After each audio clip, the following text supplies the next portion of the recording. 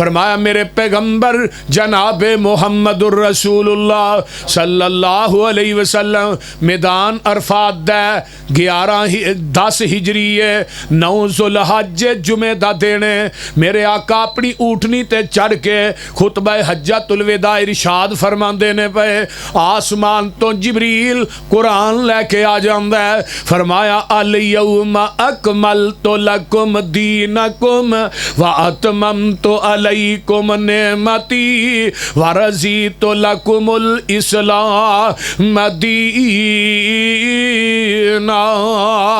ऐ मेरे प्यारे महबूब पैगंबर जनाबे मुहम्मद सल्लल्लाहु अलैहि वसल्लम सोनिया अज दे दिन असी तुहाडे ते अपने दीन नू मुकम्मल कर दिता है ते अपनी नेमत नू पूरियां कर दिता है। किताब तफसीर है सहीहुल बुखारी है मेरे पैगंबर ने ऊँटनी ते बैठ के आसमान दी तरफ अपनी उंगल नू उठाया है ते फरमाया अल्लाहुम्मा शहद अल्लाहुम्मा शहद अल्लाहुम्मा शहद 3 दफा क्या अल्लाह जी तुसी गवाह बन जाओ अल्लाह जी तुसी गवाह बन जाओ। 3 दफा जो गल कही ते चौथी दफा 1.25 लाख 1.5 लाख सहाबा दा इज्तिमा सामने में आका फरमाते ने मेरे सहाबियों तुसी भी गवाह बन जाओ।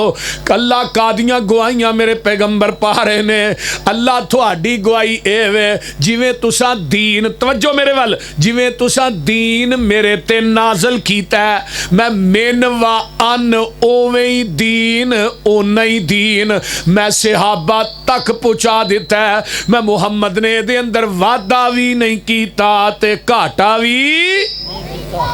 हुण समझदार सूझबूझ वाले डेरेदार बंदे बैठे हो यार जिदे सीने ते पूरा दीन उतरिया वादा घाटा करन दी इजाजत रब ने उस नबी नू नहीं दिती ते सानू किथों दे छड़ीए बोलदे नहीं।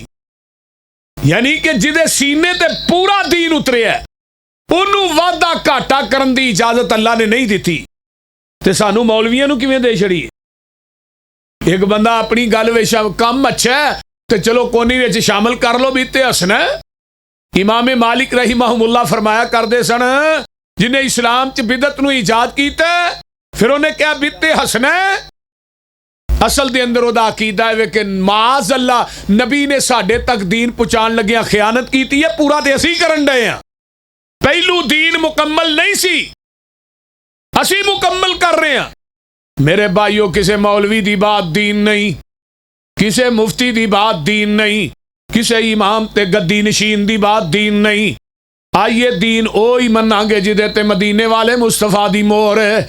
सही मुस्लिम किताबुल ईमान पहली हदीस है जग्गां दे पीर रब दे हबीब अलैहिस्सलाम मस्जिद नबवी च बैठे ने सहाबा दा जमगट है बाहरों एक बंदा हुंदा है उन्हें चिट्टे रंग दे कपड़े पाए ने ते आन के जग्गां दे पीर दे कोल बह जांदा है अपना गोडा पैगंबर दे गोडे नाल ला लैंदा है ते आंदा जी इस्लाम की चीज़ है। आपने इस्लाम दी तशरीह कीती आंदा सदकता पुछदा ईमान की चीज़ है आपने ईमान दी तशरीह कीती आंदा सदकता फिर पुछदा जी अल्लाह अल्लाह एहसान की चीज़ है आपने एहसान दी तशरीह कीती आंदा सदकता। सहाबा आंदे ने असीं परेशान होए बंदा पेंडू लगदा है देहाती बंदा ते सवाल भी करदा ते तस्दीक भी करदा इहदा मतलब ये सवाल करने वाला खुद भी जानदा है। चौथा सवाल करदा क़यामत कदों आएगी। आका फरमांदे ने ओ पुछण वालिया पता तेनू भी कोई नहीं क़यामत कदों आउणी है ते पता मैनू भी कोई नहीं क़यामत कदों आउणी है। अल्लाह अल्लाह पंजवां सवाल सोहणिया क़यामत दी निशानियां की ने आका ने दसियां निशानियां ने उठ के चला जांदा आंदा सदकता उठ के चला जांदा मस्जिद नबवी दे बाहर गेट दे करीब पहुंचिया सहाबा नू आका फरमांदे ने इस साहिल नू दोबारा बुला के लियाओ। सहाबा दे मगर गए गेट क्रॉस करके बाहर हुंदा ते अगों बंदा गुम हो जांदा है अगों नज़र ही नहीं आउंदा सज्जे खब्बे वेखिया सहाबा आंदे ने महबूब जी जिदे पिछे तुसा सानू भेजिया सी बुलान वास्ते इस तरह उन्हें गेट क्रॉस कीता ते इस तरह अगों नजर ही नहीं आया जिवें कोई चीज उठा के लै गई है। आका फरमांदे ने मेरे सहाबियो पता है कौन सी आउण वाला कौन सी अल्लाह रसूल नहीं फरमाया ज़ाका जिब्रील अताकुम लियुअल्लिमकुम दीनकुम ये जिब्रील सी ते तुहाडे कोल क्यों आया ये तुहानू तुहाडा दीन सिखाण वास्ते आया है। हुण जिबरील आउंदा भी अल्लाह दी मर्जी नाल है। उची बोलो किदी मर्जी नाल आउंदा जिबरील? जिबरील वही लैके अल्लाह दी मर्जी नाल आउंदा है। और लोगो आया भी अल्लाह दी मर्जी नाल, आया भी मस्जिद नबवी दे विच, आया भी सहाबा ते नबी पाक दे कोल, आया भी अरबी बोलदा, इनू पंजाबी नहीं आउंदी, बशरीयत दा लिबादा ओढ़ के आया है।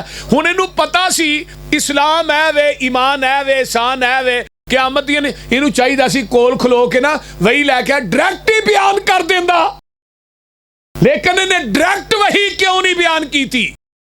ये बार बार नबी अलैहिस्सलाम को सवाल क्यों करता रहा? यदि की वजह, इल्लत की है? पूछिए उलमाए किराम से, पूछिए मुफ्तियान इज़ाम से। जिबरील दा अकीदा है अगर मैं वही डायरेक्ट बयान करांगा वो दीन ते शरीयत नहीं कहलाएगी जब तक वही दे अल्फाज ज़बाने नबूवत ना अटैच होके सहाबा तक नहीं जाएंगे।